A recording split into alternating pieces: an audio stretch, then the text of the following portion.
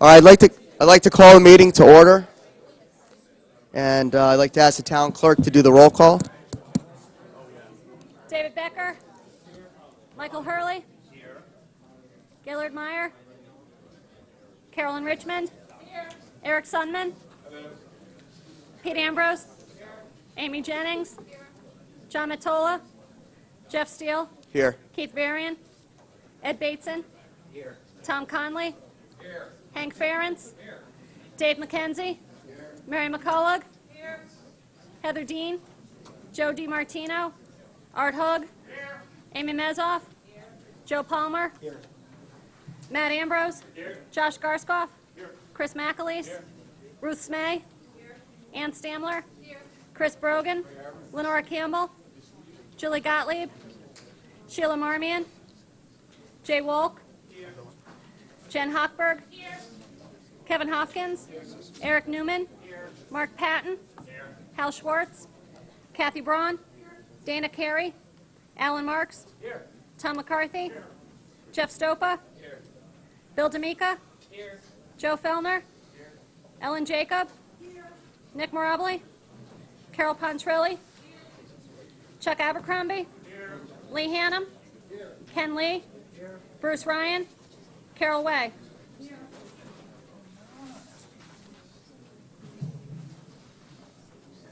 I'd like us all to stand for the Pledge of Allegiance.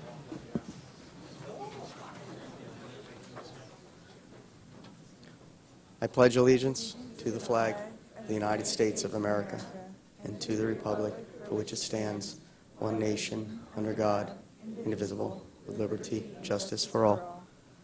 If you could just remain standing for a moment of silence, and as you do, I ask everyone in this room and everyone watching on TV to please put in their thoughts the victims of the unthinkable massacre in Colorado, along with their families, and the Perez Trujillo family, who just last week lost their daughter Catherine in the tragic drowning at Lake Mohegan last week.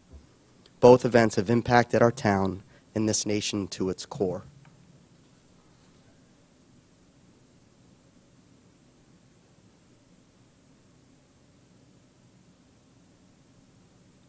Thanks.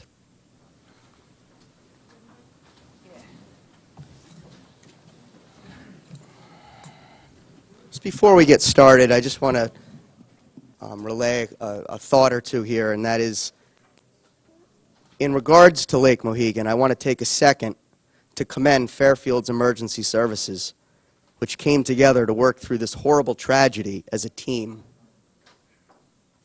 I'd like to particularly recognize Bill DeMastis of the police force, who was the person who dove down up to 30 feet by himself to retrieve little Catherine's body. I talked to Chief McNamara today, and he said of all the things he has witnessed, this was the toughest to be part of. I can't imagine how difficult it must have been for Bill to do what he did. But it's jobs like this that are performed by our rescue services, police and fire, that we sometimes may take for granted and that help us to appreciate the brave and difficult work these men and women must do to keep our town safe and look out for the people who live and travel through our town. In terms of just some announcements, in my conversation with the chief, we also discussed holding a briefing for this RTM, as we have done for past RTMs, on precautionary actions and protocol for reacting to and dealing with crisis situations if they were to happen in a public setting in town. So we'll be planning for that over the next month or two, but one of the announcements is, as of now, we're not having an August meeting, so that would probably be in September. Another just housekeeping item, we are going to continue with the joint committee meetings. I think so far they've been working. I haven't heard otherwise from people, and I think it has streamlined the process considerably. In terms of committee meeting minutes, I do ask that as much as possible, secretaries get those minutes over to Betsy and copy to me by Friday, if possible, and at the very least by Monday, so they don't have any extra reports that are not part of or any extra reports that are not included in the full piece that we send out. Also, there's been, I think generally the reports have been very good. If we could have a little consistency on some of them, I will use the example of the finance minutes in the Ed and Rec minutes is particularly good because I think we like those graphics and the boxes and who votes for something and who's against it. So I'm not sure who puts those exactly together, at least the squares and everything, but those are excellent. And I think if we could kind of look at those minutes and model our other minutes on those, that would be helpful.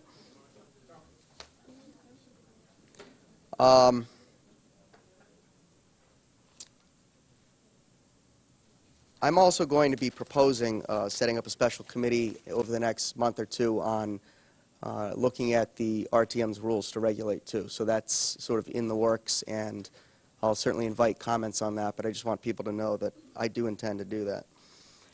Anyways, those are enough for announcements. Moving on to item number 2 is to consider and act upon the minutes of the regular monthly meeting held on June 25th, 2012. Are there any proposed amendments or revisions to any of these minutes from the body?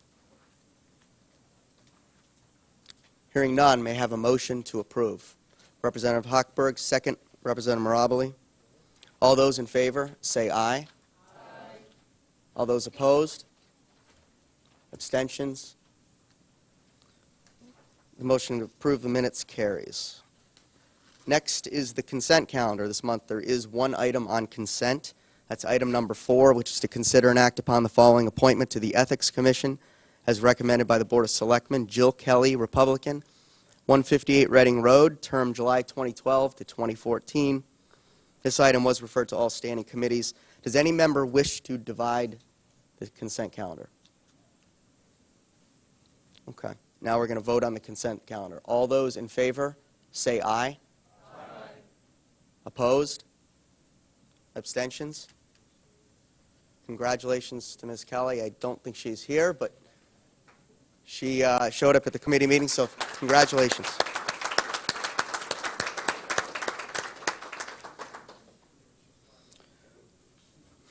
She may be, right? It's never out of the realm of possibility. So we're going to move on to item number 3, which is to consider and act upon the following reappointment to the Ethics Commission as recommended by the Board of Selectmen. Deborah Zieff, Democrat, 1265 Fairfield Beach Road, term July 2012 to 2014. This item was referred to all standing committees. Soon I'll be able to omit that line because all items will be referred to all standing committees. May I have a motion to approve this item? Representative Mchale, a second. Representative Marks. Now we're going to go over committee votes on Ms. Zieff. I didn't pronounce that. Zieff, my apology, if she's watching. She is here, actually. Yes, sorry. I'm going to do the committee, and then I'm going to have you come up.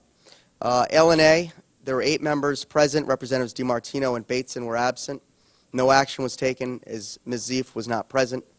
Finance, all 10 members were present. No action was taken as Ms. Zieff was not present. Public Works and Planning, only 5 members were present. Representatives Palmer, Stopa, Carey, McAleese, Matola were absent. The vote was all 5 in favor. Public Health and Safety, 8 members were present. Representatives Hugg and Matt Ambrose were absent. Vote was all 8 in favor. And Education and Recreation, 9 members were present. Representative Marks was absent. Vote was all 9 in favor. We're not going to have discussion among the body, and again, I remind you, Ms. Zieff is here, and I would invite you to come up here because I'm sure someone would like to ask you some questions or find out a little bit more. And so I'm going to open it up to the body if anyone wants to. You know what? We're going to use this microphone here. Yep. Yep. Is there a marking there? Yep, right on the line. Unless someone wants to ask any specific questions, I think at this point, since you weren't able to attend the Monday committee meeting, joint committee meeting, maybe you would like to just tell this body about your interest in the commission and your background and what you'd like to accomplish. Okay, well, this is reappointment to the Ethics Commission. I've been serving for 2 years. Before that, I was on the RTM for 12 years, serving as the majority leader for a few of those, and then I moved on to the Board of Finance. I was on there for 7 years, and then this came along. Are there any questions among the body? Okay, getting off easy. Or maybe not. Okay, so is there any discussion Any members of the public? All right, we're now going to vote on this item. All those in favor, say aye. Aye. Opposed? Abstentions? Congratulations, Deborah, on your reappointment. And thank you for coming tonight. Item number 4 we have covered, so we now move to item number 5. Anyone want to take out of order? Yeah. Go ahead. Yeah.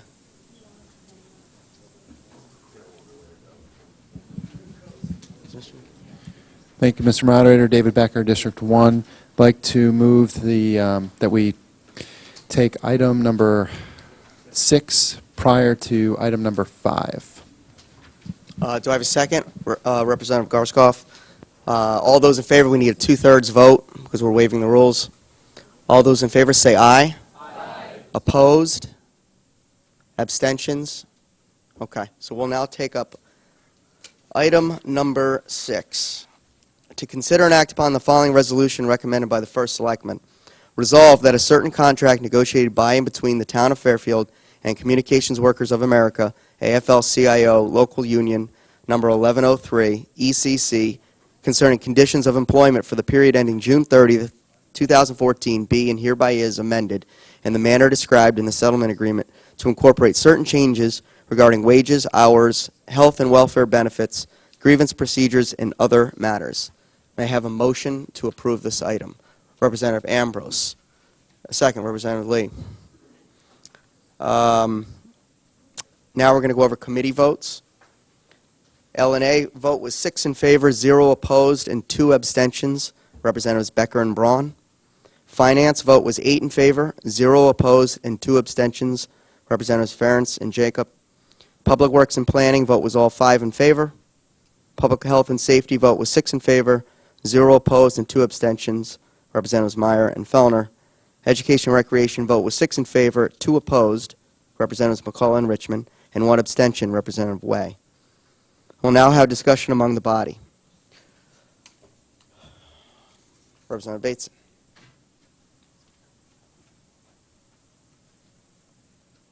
Thank you, Mr. Moderator. Ed Bateson, District 3. I support this agreement. To the ECC, if there's any people here tonight, thank you.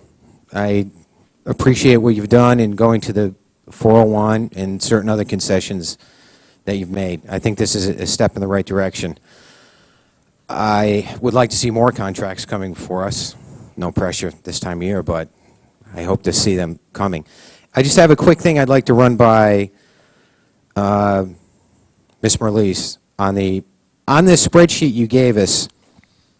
It's nothing big, but it's the one that we always get every year, the increase over prior year, anytime we deal with a contract. The impact of the 2012-2013, I was just having the net impact is going to be $26,078. Just my gut's telling me that the first year might be a little bit, I'm thinking it might be higher than that because basically we're talking about a 4% increase in the 2013 budget. Basically, if I'm reading the contract right, we're going to have 23 days at 2%, and then the remainder of the fiscal year is going to be 4%. So if you could just double check the number. I'm not concerned about it at this meeting tonight because whatever change it is, it's going to be, as opposed to 26, it might be 30,000. So I'm not concerned. But if you could just take a look at that, maybe shoot me an email. I mean, but either way, I don't think it's going to sway my vote this evening. Thank you. Any other members? Representative Becker.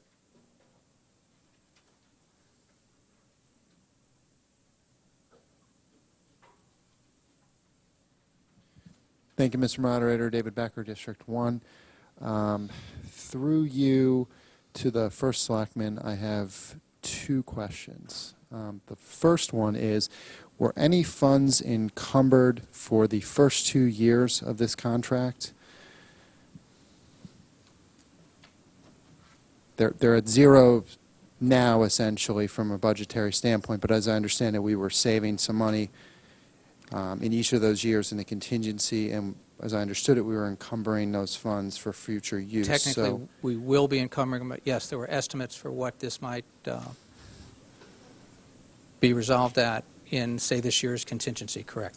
and what about those first 2 years of this contract? The 10, 11, we're- 11, 12 was the same practice? Correct. Okay. So, At least for 11, 12. okay, so not necessarily 10, 11, but possibly Correct. 11, 12. And where would those, as we're obviously not paying those out for those years now, so obviously an increase coming forward, but what, are we able to use those funds now to help with the increase that they'll now see in this year's budget? Oh, to a certain degree, Those funds very don't definitely. disappear back Right, into the correct, general fund. They correct. can What be will- used within the budget because they're Correct. appropriated. Correct. Okay. That's it on that. And so, thank you. The second component is we've been asking about a study to be done, pension versus 401, and also, I know we brought this up at the last contract. I know we brought this up, we were looking for a study for the pension and 401. At the last contract that came forward, some of us had asked about possibly a hybrid option to be looked at as well, some sort of a blend or something to that effect, which might maybe move the units a little bit more quickly and maybe beneficial for all. Where are we at with that study? Because I guess when you look at it, I know it's been quite a while since the very first time that this was asked. It's still been a long time since the next time, and it's just we kind of keep looking for it, and it'd be I think a very beneficial document, not just for us voting here tonight, but also within your negotiations. So I wonder when we're going to see something like that, and possibly what will be in that particular document. Yeah, I've asked Tom Flynn, Chair of the Board of Finance, to work with Bob Mayer, Chief of Staff. They're probably the two most knowledgeable people we have in this whole benefits area in the town to put together something. Right now, we hope to have that for your September meeting. All right, and that would provide at least the first phase of that. If there's any additional information coming out of that or additional explanation, we'd be on the same framework and terminology so we can make sure that we answer that properly from that point. But they're in the process of putting that together. Is that just them putting something together, or are we dealing with something from our actuaries that's actually got some of those concrete numbers to rely upon? To the extent they need some actuary help, they'll be able to get that, but they're going to guide that. And in regards to the RTM, that is really the one in one of the bodies that has been asking for this. Is there a plan to reach out to RTM leadership, really on both sides of the aisle, to make sure that we're all sort of on the same page there, so this, at an early stage, this report is structured the right way? Because I hear those two names, which is very helpful, but there are a number of people on both sides of the aisle, I think, that are really looking for certain pieces of information there. I think very simply, Mr. Becker, that since you know who the two people are, that if you have any requests specifically or questions that you want identified, please let them know, and they can either incorporate those or identify when those can be answered. Okay. So we'll go directly to them then? Not through, okay. All right. Thank you. Thank you. Any other discussion? Representative Ferens?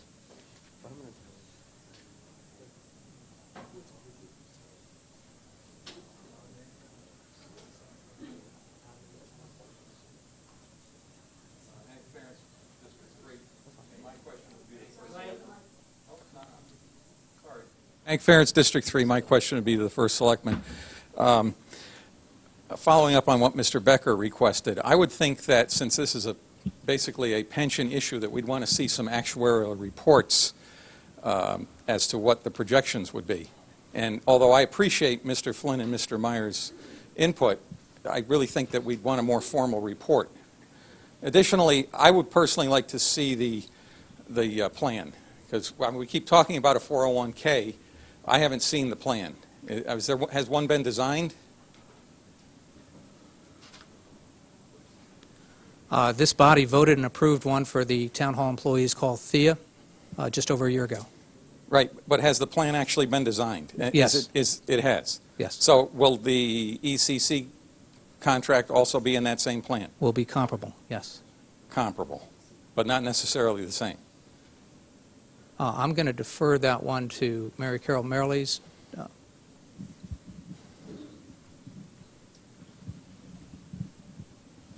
The town has a 457 plan, which we offer through two companies, Great Western and ICMA.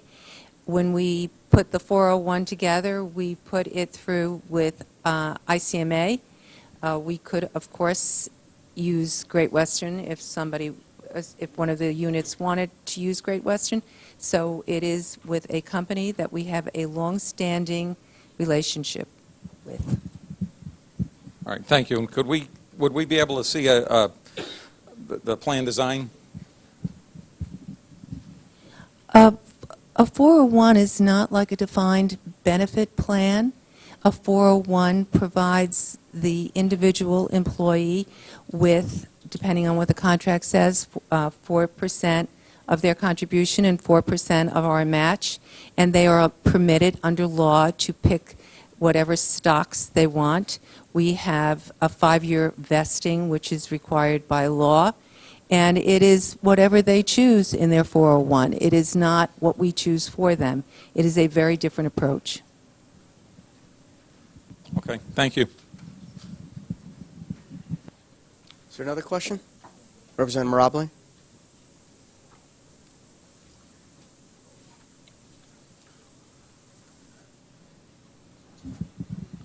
Hi, Nick Mirabile, District 9.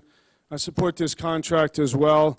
I appreciate the work that went into it and the dedication of the bargaining unit, so I want to thank them. I know it seems to be a small contract. There's only 14 full-time employees that we're referring to, but I think that it obviously takes as much work to negotiate a contract for 14 employees as it does, for 1,400 employees to a certain extent. I appreciate that it was ratified by the constituent group, and I would urge this body to support this contract. It does set up a nice precedence for us.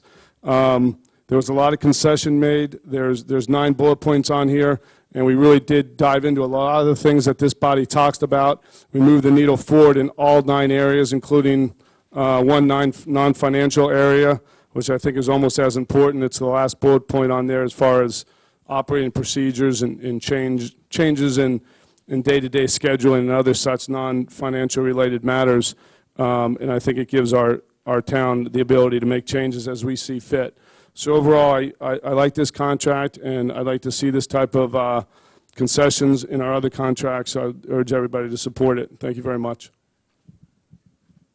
Any further discussion? Representative McCarthy?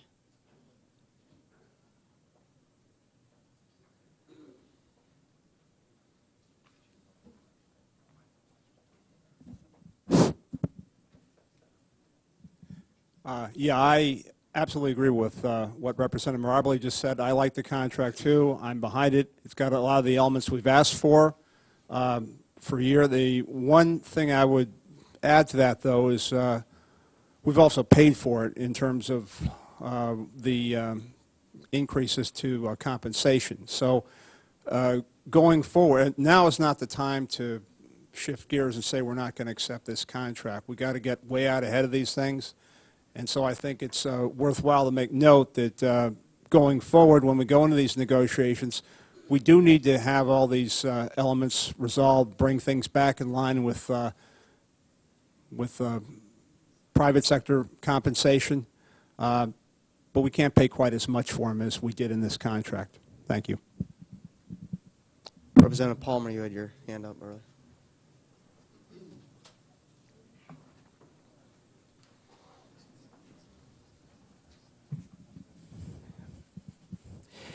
Joe Palmer, District 4. Though I recognize that there are gains in this contract, I can't support this specifically because I think we have too low of a baseline for the health care contribution as a starting point. 10% is just way too low.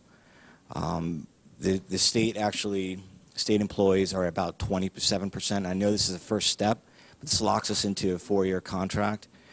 If we were at even 18%, which the teacher's contract is at, that saved the town $31,000 on this contract alone. So I feel like this addresses some of our long-term issues. It doesn't do anything short-term for us, and I just can't support it. When we are subsidizing way too much of our employees' health insurance.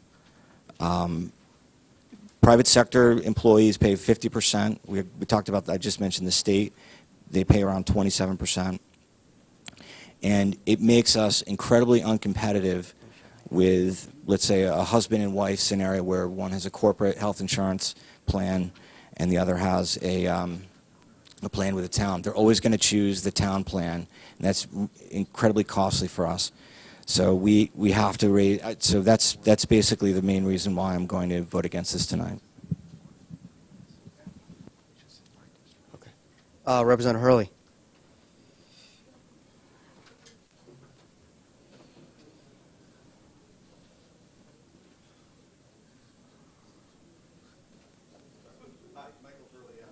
Is it on? There we go. Micheal Hurley, District 1.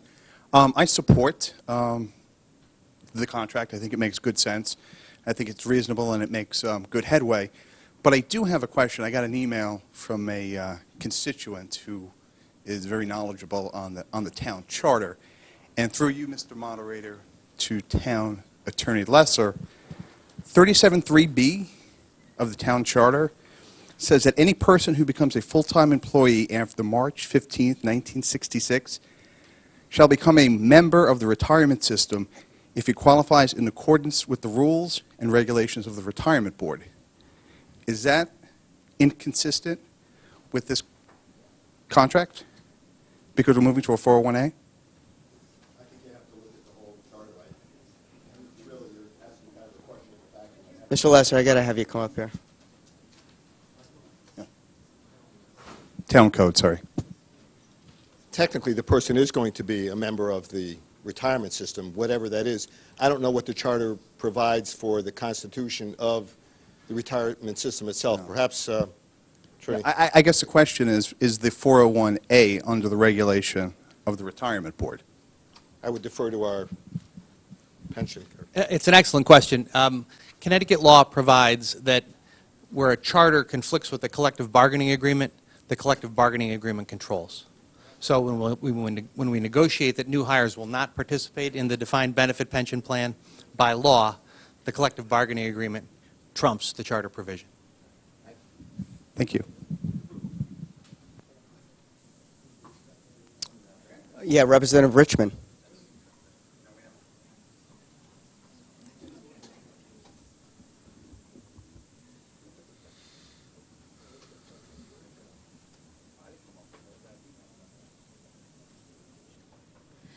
Carolyn Richmond, District 1.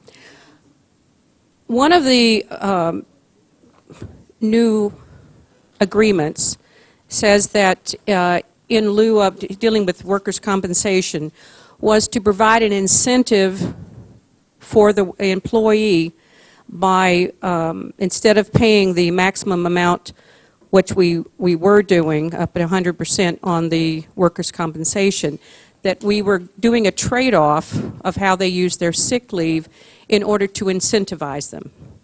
I always think incentives are very important. What I've seen in a lot of the contracts that come before us, there's no incentive that recognizes what's going on in the economy. We continue to ask our taxpayers who are not getting increases to pay for increases. Do the 14 full-time employees deserve increases? Yes. If they're, they've met all their goals. But what about the other workers in town that aren't getting increases? Do they deserve increases? Yes, but because of the economy, they're not getting them. And so what I see is this is a small labor union, I understand that, but they all add up. And once we set a precedent for the increase, once we set a precedent for grandfathering in certain employees, once we set all these precedents, then the next union contract will look the same. There is no incentive to make any changes. So I understand that they've made some progress, but the progress is so slow. Are we going to be able to survive as a town with the slowness of the progress? I just think we need to come up with a better way to incentivize a better contract. So I am voting no against it. Thank you. Representative Bateson.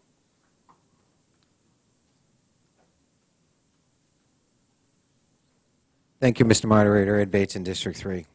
Representative Richmond makes some great points. I hear you. I want to see us get there too, but I got my employees to consider. I mean, I want to change the system, but I can't. Will we as taxpayers survive? Valid question. But I want to take the people in the unions into consideration too. I can't change everything all at once. We have to take their feelings into consideration. If we change all this stuff, will they survive? Will we have employees? I mean, yes, it's a great time to be an employer. There's no doubt. But, I mean, this is a process. I mean, several years ago when Mr. Flato was sitting at the table, we started this discussion. And I knew at the back of my mind, in the back of my mind when this started, that it's going to be a slow process. And to some people, the results might not be what you want or what you would expect. But there's other people in the room besides us as taxpayers. I want to maintain quality people. And if we have to move slowly, I mean, that's something I'm willing. I have to have patience. I have to have patience with our employees. For them, I see some people walked in. I guess these are ECC people. Thank you. I appreciate what you're doing. And to the other unions that are going to come before us, we realize this is going to take time. And I just want us to consider that it's, please support the contract. Representative Hopkins.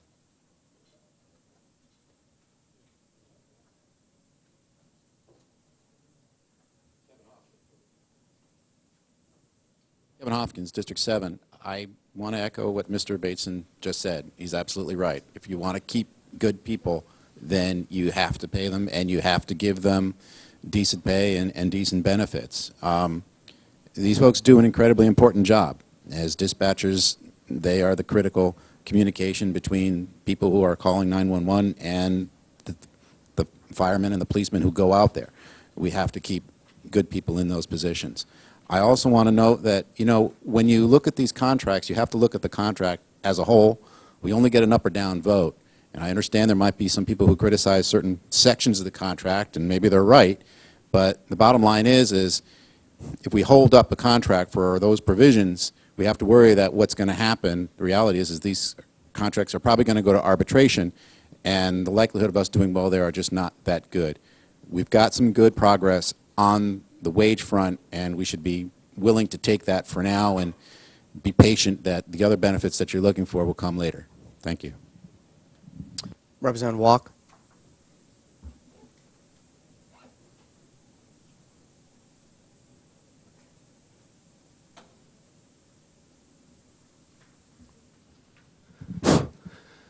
Representative Wolk, District 6, Jay Wolk. Thank you, Mr. Moderator. I just want to let everybody know, let's not forget what these people actually do. I personally don't want somebody on the other end of the phone when I call 911 not knowing what to do. The contract that was negotiated was, in my opinion, was more than fair. The raise, if you look at the contract, the raise, they don't get a raise, I believe, if I'm not mistaken. I want to ask Attorney, through you, Mr. Moderator, to Attorney Mchale. The raise first starts in the third year? Correct, okay, thank you. And let's not also forget that we all know from our own insurance, paying our own insurance through co-pays, you know, the higher the copay, the less it's costing the insurer, which is us, so which is the town. The town is making out on this from less on the premiums because the union raise the copays. So basically, I'm in total support of this contract. Thank you. Thank you. Representative Jacob.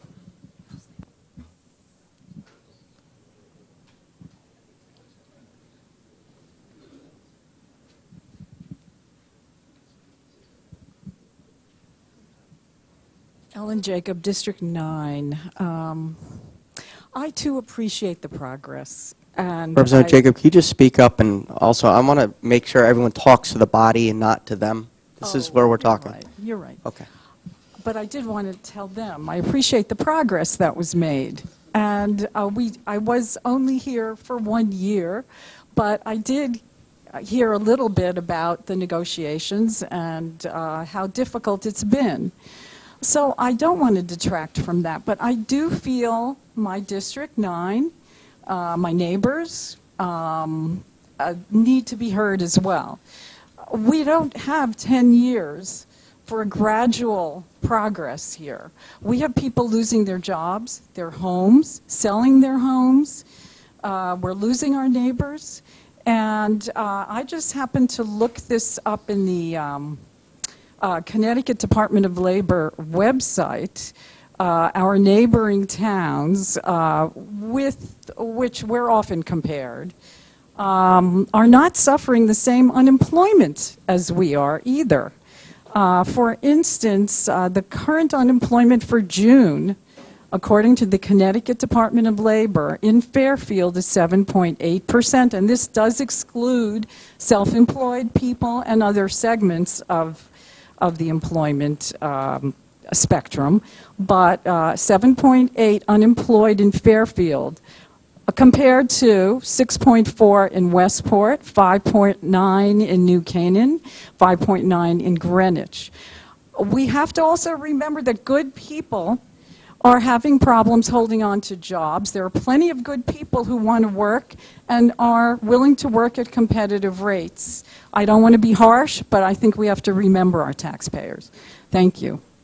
Thank you. Any other discussion? Representative Patton. Got that one, huh?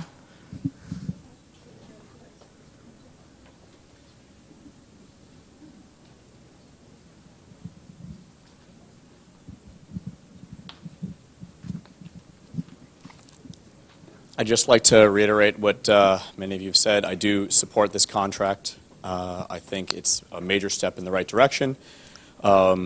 And the one issue that I had with it that I'd just like to go on record as saying is in the copay section, where it's great that we went up from $10 copay to a $20 copay. The hospital visits are now $150 copay, but for many of us in the private sector, hospital visits might now be a $500 copay. Doctor visits might be a $25, $30, $40 copay. So I think that as we look forward to, as Attorney Mchale and our other negotiators, look at the contracts for other unions in the future, that we look at that issue more carefully. And right now that probably puts this contract, maybe 3, 4, 5 years behind, in what the rest of, the world is kind of paying in that end. So that's all I have to say, but I will support the contract, and I think it's definitely a major step in the right direction. Thank you. Any other discussion? Any discussion among the public? Okay.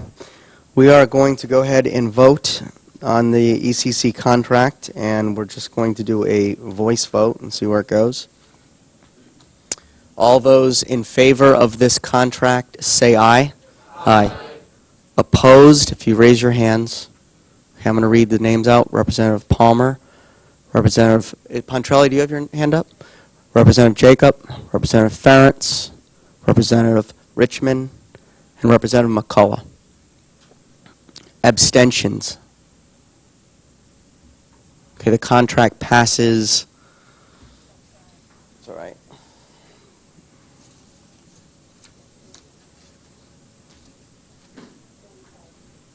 $35-6. Congratulations. We are now jumping around here, and we'll go back to item number 5. To hear, consider, and act upon the following resolution. And thank you, Attorney Mchale, for coming tonight. Again, to hear, consider, and act upon the following resolution as recommended by the Board of Selectmen. Resolved that First Selectman Michael C. Tetreau be and hereby is authorized to execute on behalf of the town of Fairfield a conservation and public recreation easement and agreement under the Open Space and Watershed Land Acquisition Program with the State of Connecticut for financial assistance to acquire permanent interest in land known as the Bridgeport Diocese property, OSWA 61, and to manage said land as open space land pursuant to Section 7-131D of the Connecticut General Statutes. This item was referred to all standing committees. Motion to approve, Representative Garskoff. Do I have a second? Representative Braun. I'll now go over committee votes on item 5, L and A. Vote was all 8 in favor, 0 opposed. Not all 8. 8 in favor, 0 opposed, and 2 abstentions. Well, that doesn't make sense because there was only 8 there. 6 in favor, 0 opposed, 2 abstentions. Representative Steele and Varian. Finance vote was 9 in favor and 1 abstention. Representative Ambrose. Peter. Public Works and Planning vote was all 5 in favor. Public Health and Safety vote was 7 in favor and 1 abstention. Representative Meyer. Education and Recreation vote was 6 in favor, 0 opposed, and 3 abstentions. Representatives Gottlieb, McCullough, and Jennings. We're now going to have discussion among the body. So I open it up to the floor. Representative Bateson. Thank you, Mr. Moderator. Ed Bateson, District 3. I apologize I wasn't able to make committees last week. Through you to, I guess, either Mr. Tetreau or Mr. Lesser, what happens if we vote this down?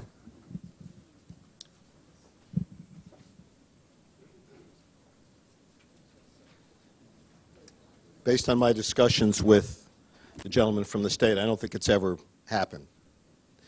The easement has always been signed if the town takes the grant. So I honestly don't know what would happen. I suppose ultimately the town, the state could sue us or try to get the money back or something like that, but I really don't know. I don't think it's ever happened, quite frankly. Okay, thank you. I will say one thing, that state statute requires us to sign it, and the agreement that was signed by the first selectman at the time with the state when we bought the piece also, we'd be in breach of contract, so I think they could probably get specific performance, make us sign it. Okay. Thank you. I guess my problem is, I've been here for a couple of years. Is this a document that typically when we enter into these agreements with the state to acquire space or something, is this something that maybe, I hate to cite Mr. Flato and what he would do, is this something that, let's say 5 years ago, if we acquired a piece of property, that it would be interpreted as when we approve accepting the funds, that inherent in that is your authorization to enter into the easement on our behalf? Is there something that's just gone wrong in this process that it came before us? What I would hear years ago is that any and all agreements related to the acquisition, and that would be the umbrella for the executive authority to enter into the easement on our behalf. Is there something here in this specific instance that is triggering it to come to the RTM? I think that only that the state has asked us to have the RTM and the Board of Selectmen enact another resolution to do it. From what I understand, this is 12 years ago. We've owned this piece for 12 years. I gave this at the committee sessions, but very briefly, we've owned it for 12 years. We agreed to do it. They had an easement ready to go. There were some problems with the description and with some encroachments. It took a long time with the neighbors and the state and our conservation department to work all the kinks out. That's been done. It's now up to us to sign this and get it recorded and move on. Okay, so I guess what worries me is here we are 12 years later. I read the agreement. It doesn't, not necessarily anything that gets my fur up, but what gets me is it's all of a sudden 12 years later, somebody's asking for our signature. Back then, yeah, that's what I said. 12 years ago, we promised that we would give this easement. We've never given it. That's the point. You know, we've owned this piece for 12 years now. We have to, it's just finishing this up, you know, dotting the I's and crossing the T's. It simply was never done. We need to do it now, that's all. Do we always give these type of easements when we enter into agreement with the state to acquire open space, or is this a specific instance? This was a grant program where we got money from the state, and as a consideration, as a requirement under the law and under our agreement, we have to give this easement because we took $450,000 from the state 12 years ago. It's just never been, we just have to finish it up, that's all.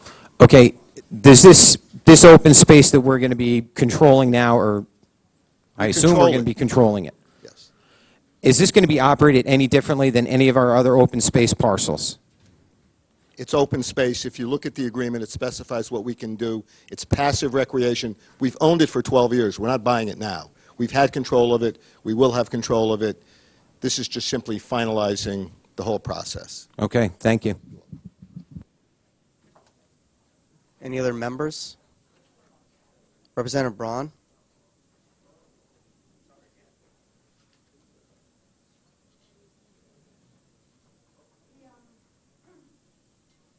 The $450,000 grant program that existed, I don't think it exists anymore. A condition of our getting that money was passive recreation. I explained this during my committee meeting, but I'm not sure everyone understands it. So this was a mandatory requirement of our acquiring this property, that the easement be signed. I wonder if we even need to vote to do it, but I think it's not a bad idea in light of recent events over the last couple of years. But I believe this is a mandatory requirement that we do this easement, which should have been done 12 years ago, but because of certain complications it wasn't.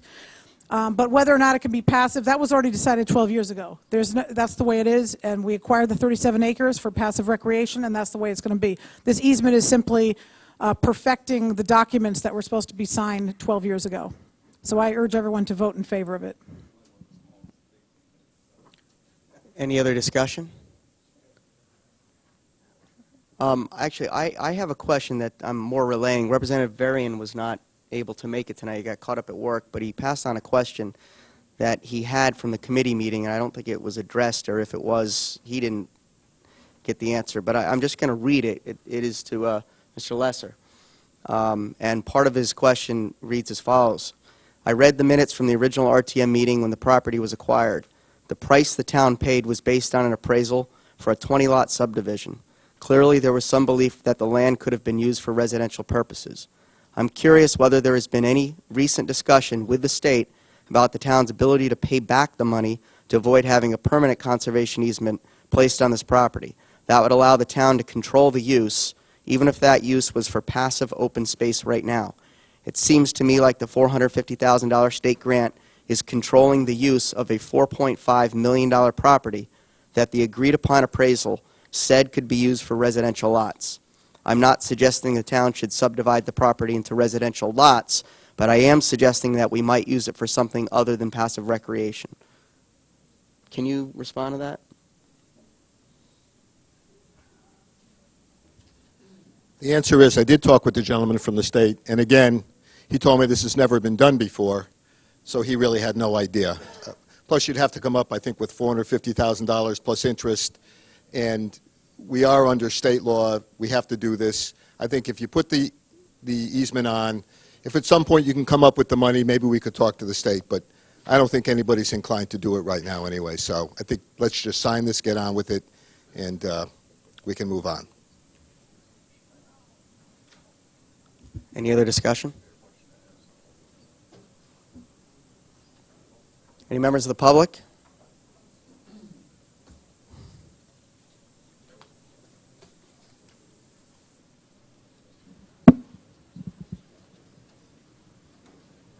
Just please state your name and address. And if you could stand on that little carpet right there. Thank you. Dave Sturgis, Mill Hill, Southport. I think I can shed some light on both Mr. Bateson's questions and Representative Varian's. First of all, it's taken this long because part of the requirement to meet the state standards for the grant was to solve all meets and bounds questions surrounding this property.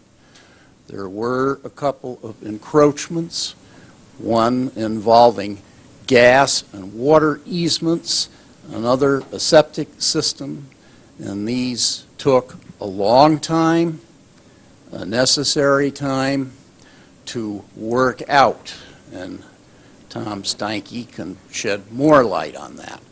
But this is the reason why it has taken so long. No bad staff work or any oversight on the part of the town. Second, I would like to address Representative Berrien's letter. No, it can't be used for active recreation. This was made clear at the time. It is not, never was, a valuable consideration for residential subdivision. The terrain is such, as I explained before the Board of Selectmen on July 7th, it's all ledge and it's all wet, and it never would have been approved for such. And we were lucky to get it through a combination of town commitment, determination by us in the neighborhood, together with the state back in 2002, and it's Southport's first true good-sized public park, and it's been used by quite a few people as such, and once its trail network is developed, it will be given even greater use. As to Representative Berrien's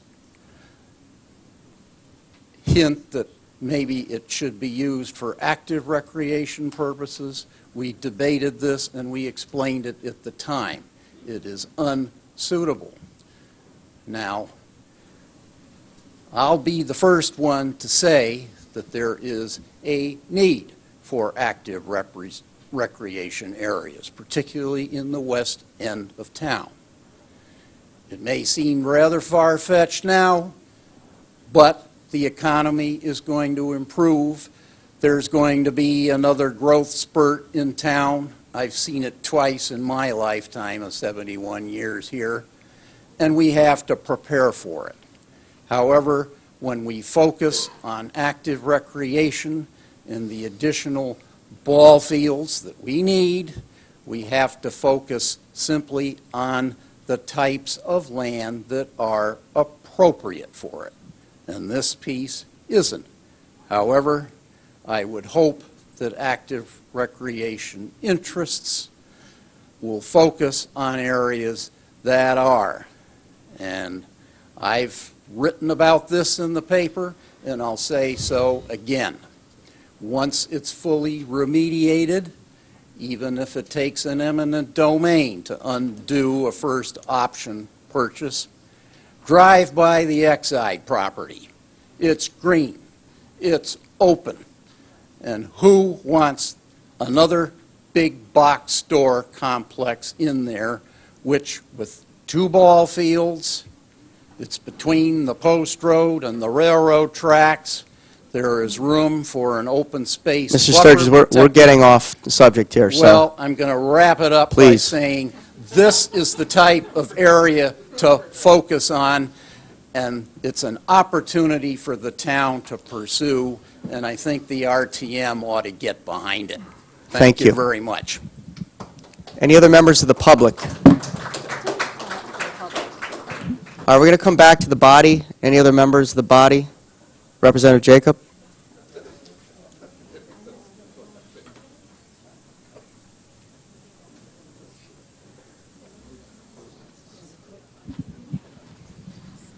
Just one sentence. You know, it isn't an active recreation place. It's an adventure. It's an adventure for the kids on the block, for the neighborhood. It's down the road from my house.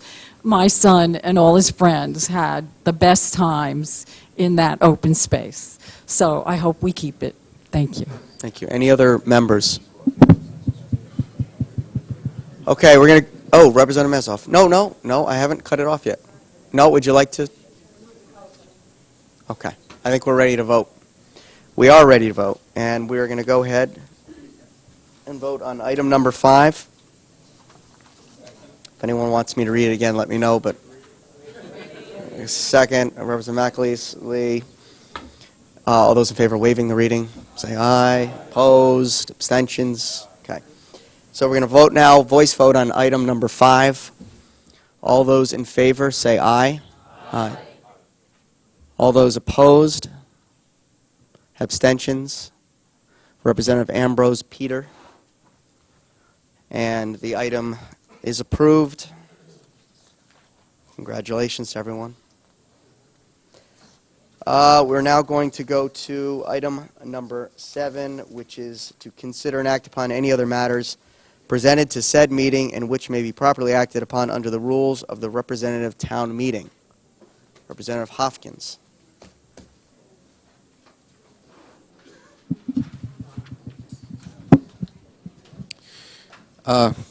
Ladies and gentlemen, Kevin Hopkins, District 7. I'm sure you've all been following the travails of the redistricting committee. We're trying to come up with a redistricting plan for the town. We have not been able to, for a number of reasons. But one issue, which is of cause of concern to those of us on the minority side of the aisle, is that we have a committee with 3 Republicans, 3 Democrats, and if we report something out, one item of concern for us is how do we know that what we're reporting out is inevitably what is actually going to be voted on and approved by the committee or by the full RTM? It could be changed around very radically. The purpose of having equal membership on the committee is to really ensure that that doesn't happen. We've addressed this to parties, including the town attorney, and we may get an opinion from them on this issue. I would like to not see us have to go that route. I would like to not have to go to an attorney for a couple reasons. I think, first of all, there's an expense involved. We don't want to have to incur an expense if we don't have to. And second of all, I think it's grounds for having a legal opinion become politicized, which I don't think we want to have happen either. What I would rather see happen is have this RTM vote that it will respect and vote up or down, one way or the other, without change, the decision or the ordinance that is reported out of the RTM's redistricting committee. So I'm going to talk to you tonight about a sense of the body resolution, and I'll just read the resolved part of it, which is that resolved that the representative town meeting will respect the clear intention of the town charter and simply vote either in favor or against any redistricting ordinance without amendment or change to the ordinance that is proposed by the redistricting committee. I am not going to put forward that sense of the body resolution this evening. I just merely wanted to make a statement that I intend to do it for the RTM's next regular meeting, which at this point I imagine would be in September. So I just want to put it out there that this is the statement that we are going to be asking the body to vote on at our next regular meeting. Thank you. Okay, thank you. Are there any other matters? Representative Becker.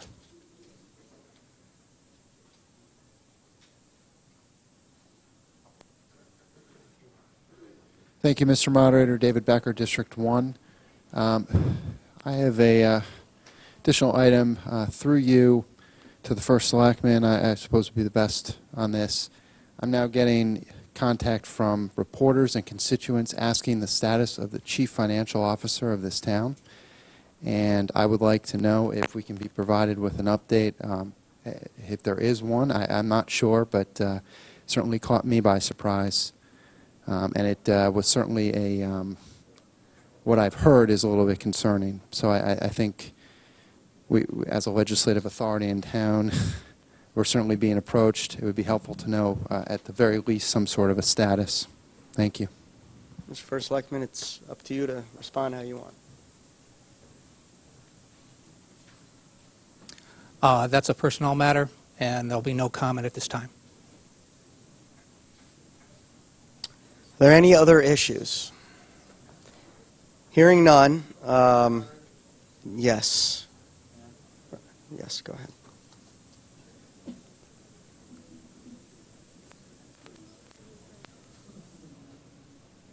I think that right there possibly sums it all up. I find that to be personally yet again rather unacceptable answer in dealing with some department heads.